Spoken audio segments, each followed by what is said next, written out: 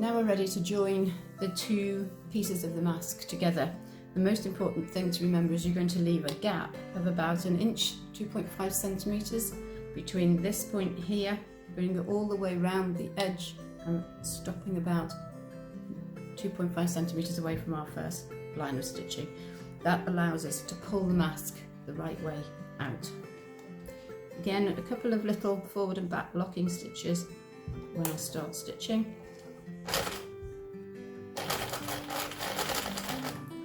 Now, I have a Bernina sewing machine which is almost but not quite as old as me, and it has a handy gadget down here which you can't see, which is a lever that I operate with my knee, which lifts the foot up and down on my sewing machine, which means if I want to turn a corner I can lift the foot using that rather than having to do this process each time.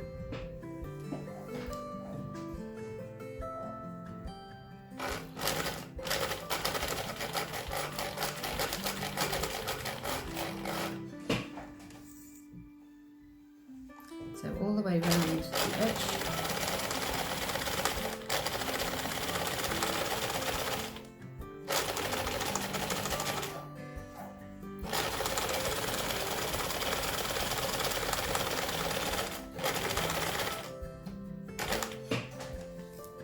So right across this end, don't need to worry about leaving a gap at this end.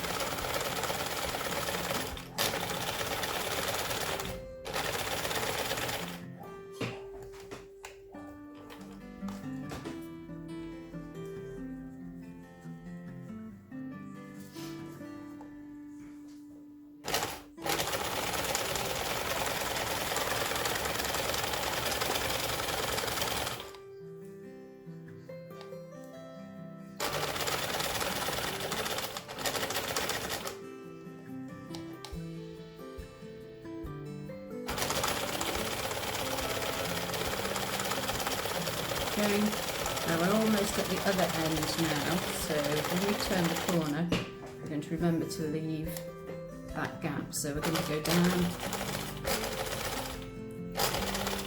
leaving a gap, forward and back stitches just to lock it so it doesn't come undone, and we turn it through. And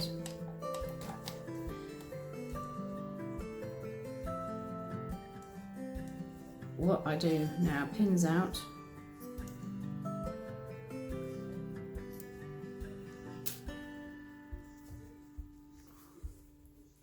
Now we've got pins on the inside from where we pin the ribbon, but we'll take those out when we pull the mask right sides out.